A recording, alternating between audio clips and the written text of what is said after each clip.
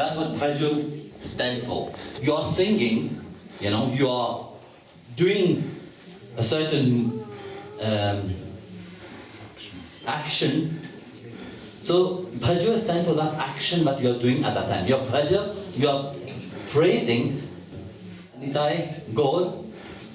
Through that praising, through that chanting, through that movement or action that you are doing to Nityananda and Mahaprabhu, you will attain Radha and Krishna. You will attain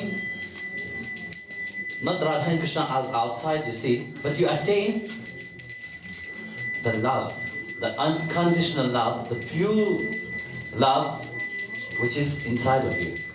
So that's what gets awake while chanting the mantra, Bhajo Nitai Ko Radhe Shyam, Japa Hare Krishna Hare Ram. Next step you see is Japa Hare Krishna Hare Ram. So at the same time, you are chanting, you are doing japam of the Mahamantra. Japa Hare Krishna Hare Ram. So the action and the japam are going together. So you are doing the action and the japam, which is not by any space or time. This is life carry on. While chanting this, one develops this pure love inside. Because during chanting, your mind is removed from the daily activity and is centered into the chant. Your focus, your attention is all pulled towards what you are chanting. Also, Om Namo Narayanaya. While you chant Om Namo Narayanaya, it's like you're being pulled towards the divine names. And these divine names have the same quality and the same intensity as the divine itself. But because of all the negative quality which you have accumulated throughout life, it takes its time to manifest again. But when you show your dedication, you show that, yes, I want him, nothing can move you now. By chanting the divine names, some steps awake. There's the 6 steps, When you have attained this pure love inside of you, somebody asked, does love have any quality? Does that have any quality? Huh? No. Pure love don't have any quality. Because it is devoid of all the external quality. Pure love is devoid from all external quality. People when they say, oh, we are in love, what do they love? They love only the outside, what they see. Say, I love somebody because he's good. I love him because he's very humble. I love him because he's very joyful. I love him because he's dressed very nicely. I love him because... very often when people love, they love the outside quality. They look in the outside and then they say, I love that person like this. They're attached to that the external figure, which they call love. But unconditional love is devoid of that. It's devoid of all external quality, what you can see. There was once, in Spain actually, a lady dressed very beautifully, joyfully elegant. She will go to a bar and every day she will sit and entertain herself and entertain everybody. And there was a particular man there. He would always look at her. And his heart was pump, pump, pump. You know that. So every day he will look at her and ask her how beautiful, how wonderful she is. Look at her hair, silky, long hair. Look at her teeth, how wonderful teeth she has. So every day will be like that. So one day he take courage and went to her and said, "Oh, lady, how wonderful and beautiful you are. Every day I've been looking at you. Look at your silky hair. How wonderful and long it is. Look at your teeth, look at your eyes." The lady said, "Oh wow, you must be madly in love with me."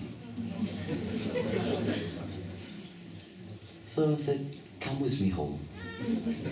Let's go home. I know what is in your mind, but not for that.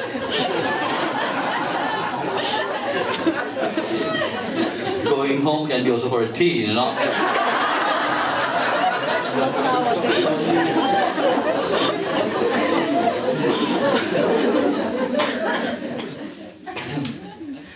"Come, let's go home." And the man was very happy. You know how it is, man.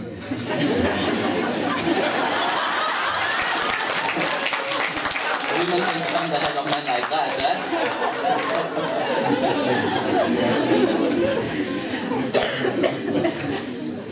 So reaching home, the lady said, "Please make yourself comfortable. Sit down. I come 1 minute." So she went, and she was sitting. Like, "Oh, I love my hair and my beautiful teeth, all this thing." So she came back few seconds, said, "My dear, you love me?" I said, "Yes. I've been looking at you, I've been admiring you so much. I love you so much, a moment I see you, my heart, I don't know what is happening in my heart, I said, "Oh, really? Okay." Said, "You love my hair?" She removed her wig and gave it to him.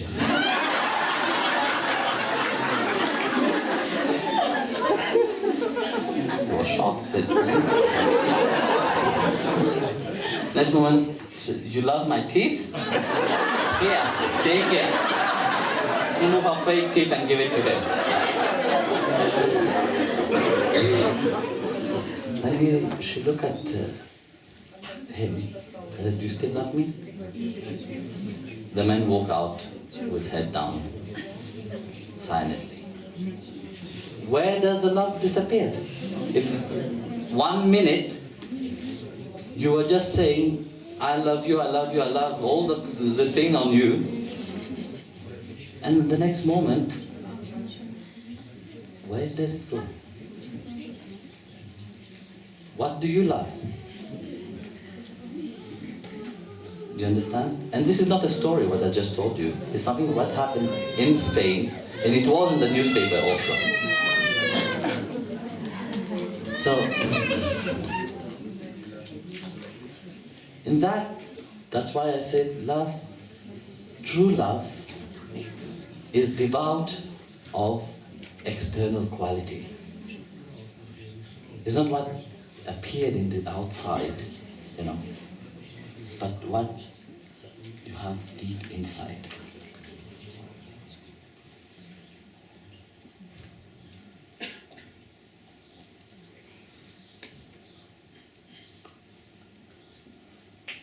When Radharani,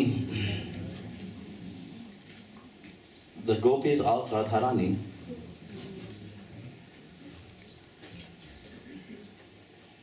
"Why do you love Krishna? He's a thief, He steals makhan, he steals butter, he break and make mess out of everything. Why do you love him?" Radha became very shy and said, "Well, I know from my heart why I love him. What he does outside is just a play. He plays the fool.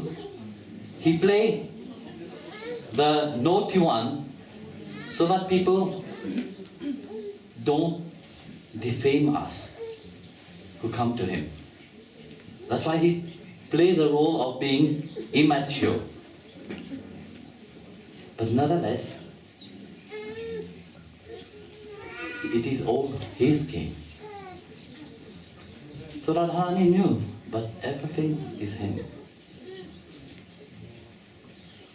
So he is beyond all quality. The one which is seated in your heart is beyond all quality. The pure love which is inside, which is him, is beyond all quality. It's devoid of all these qualities that we put on, you know. Doesn't matter. When you love,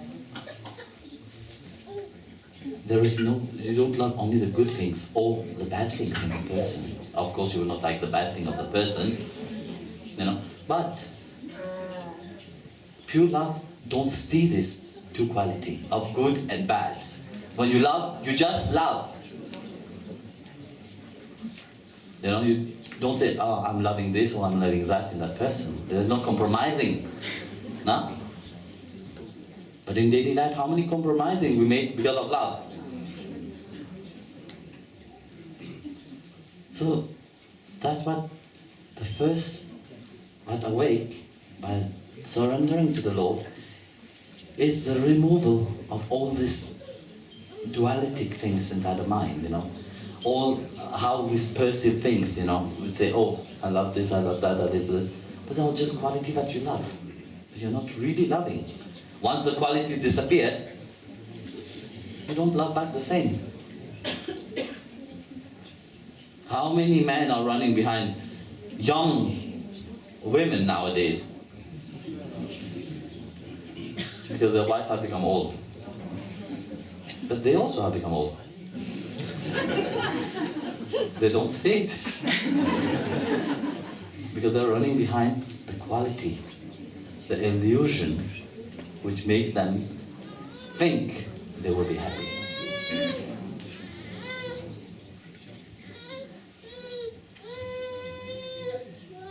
The next thing that awake is desirelessness.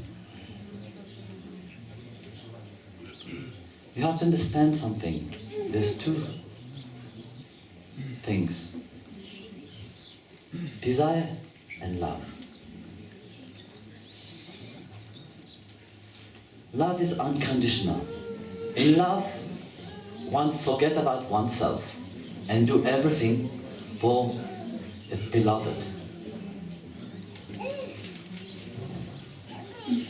When you're in love, who do you think more? Of yourself or the person you love? Huh? The person you love, no? The person you love becomes the whole world, no, for you? So, in that, you are away, and the beloved one is there. But when you have desire, you can desire things. I desire a car. You have the car, 1 month you will be very happy, joyful. You show off, I have a beautiful car, and then what happens? This joy also disappeared with it. Then your desire change. You want a house, you want X, you want that, you want this and that. It's always constant changing, you know.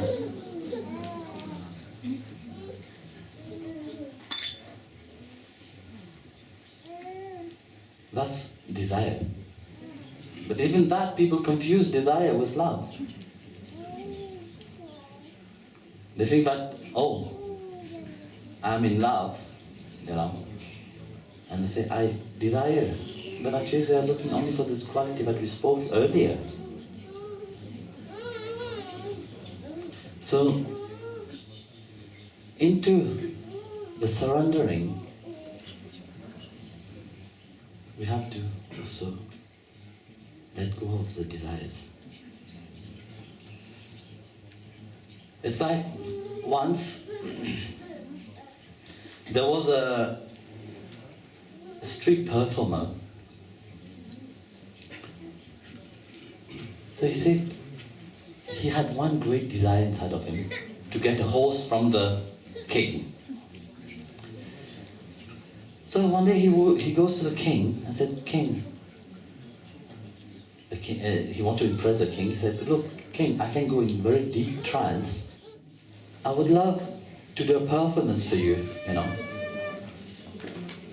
So the king said, okay, my dear, what is your quality? What is your performance, you know? That I will sit in deep meditation for a long time. Well, the king was, okay, fine. I will not eat, I will not drink. The king would say, okay, we'll see. So, behind his mind, his aim was to get the horse. You know, once you do something for the king will reward you. So the reward he had in his mind was to get the horse of the king. So bearing in mind what was his aim, so he sat in meditation. So as he sat for meditation, he went into a deep samadhi, deep trance. So he sat there for days. Of course, the king was waiting for him to come out. So he was not coming out. So the king ordered his soldier to take him and put him in a room. So carry him and put him in a room. So every month, the king would pass by, he was still in his deep trance. For that, years passed. The king grew old, he died. Like that, hundreds of years have passed. The men have not come out of his samadhi.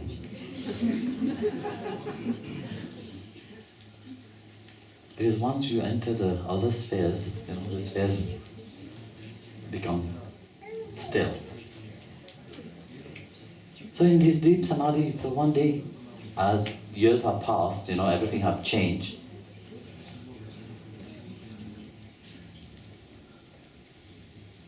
He came out of his samadhi all of a sudden,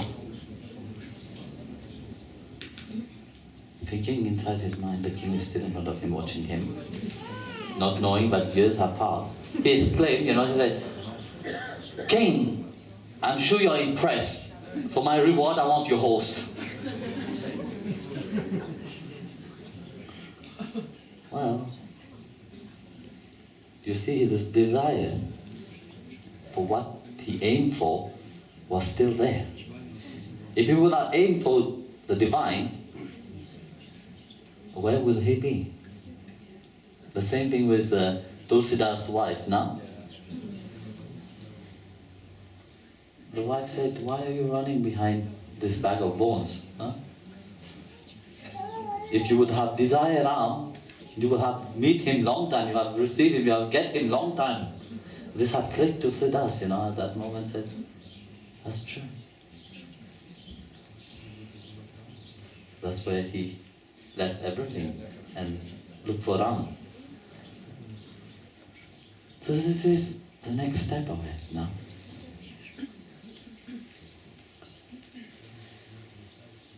Then love grow more. You know, you don't stay there. You don't have the other two qualities. And the third quality what awake is this unconditional love itself. You know. Without desire, without any quality of the mind, then your heart is looking for it. It is said that the love always starts little, no? But when you love, you always want to please your beloved, no? So what happens when you always want to please your beloved? The love grows more and more. So this willingness of making this love increase is not for you, but to please your beloved one. To please the Lord,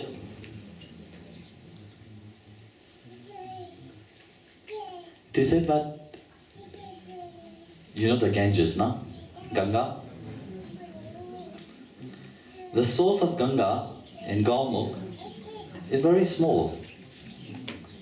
No? Yeah, very small. Well, it's like this big probably, no? But when Ganga meet the sea, the ocean, Ganga Sagar, it is said is approximately 40 kilometers. More than that. Even more than that, approximately. So imagine where the source, how it is, and when he meet the ocean, how big it is. And that's how the love journeyed also. You start always, it always starts little, but when you meet the Lord, like Ganga when she meet the ocean at Ganga Sagar, she's huge. And that's how this love also, when one is surrendered, when one is have given oneself to God sincerely, this love inside also grow immense.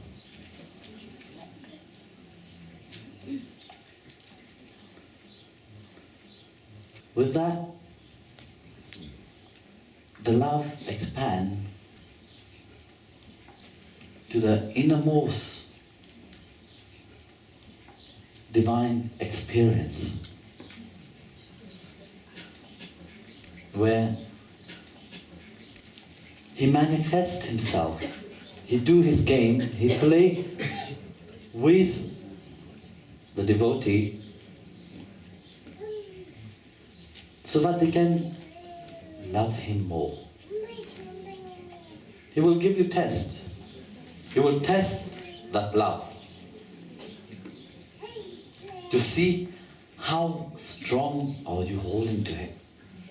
But it's not about him knowing that, he knows. But he wants you to know, where do you stand? And how strong is your longing for him?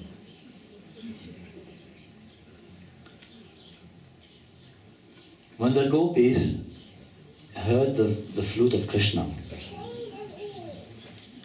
they all go mad, you know. They let go of everything and they run to Krishna. Of course, Krishna was sitting there, playing his flute, as if he didn't see them.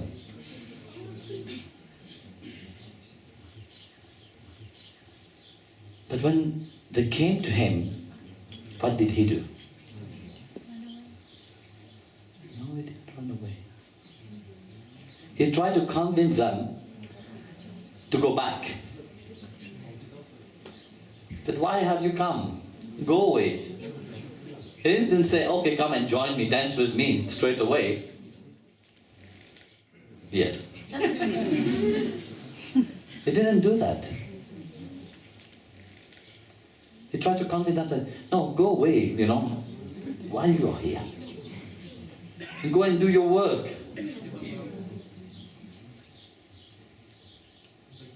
But they all said, no, we will not go away.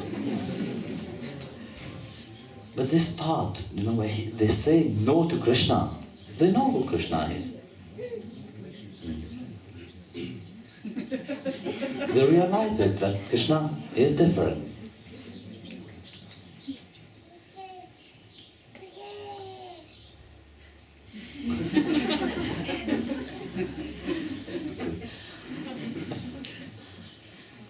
But seeing the willingness, you know, of, it's not just to love, but the intensity of the love, then he chose to do the ras with them. So the test of this love come also. This time where how much you are strong into it. How strong is your devotion? More stronger is your devotion, more rasa will do with you all.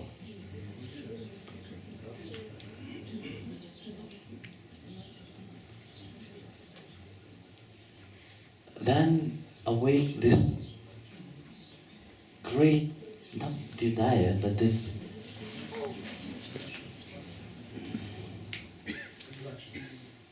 sorry? Not the attraction.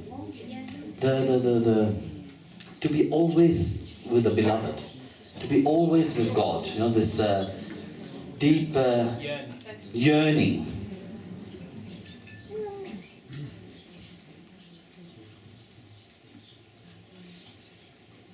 This deep yearning awake. It's like the Devas. They prayed to Brahma, said, Brahmaji, please, can you please change us into dust of Vraj? Transform us into the soil, but we can be near our Lord. But they can make pot out of us, so that he can come and break us. He can come and touch his lips with us. He can touch us. Even the Lord, even the Devas, they long for that. This eagerness, this to be constantly with him, to love him, to serve him. This is a quality of surrender. And then finally, the one-to-one, the heart connection. Saying that the beloved is never far away from the lover one. So the beloved is always near the one which loves them. This is what I explained, the connection of the heart. Where Lord Krishna himself said, the devotee's heart is in me. My devotee's heart is in me, and my heart is with my devotee. They know none but me, and I know none but them. So this is a step of complete surrender. Bhajan Nitai, Gaura, Radhe, Shyam. Japa Hare Krishna, Hare Ram.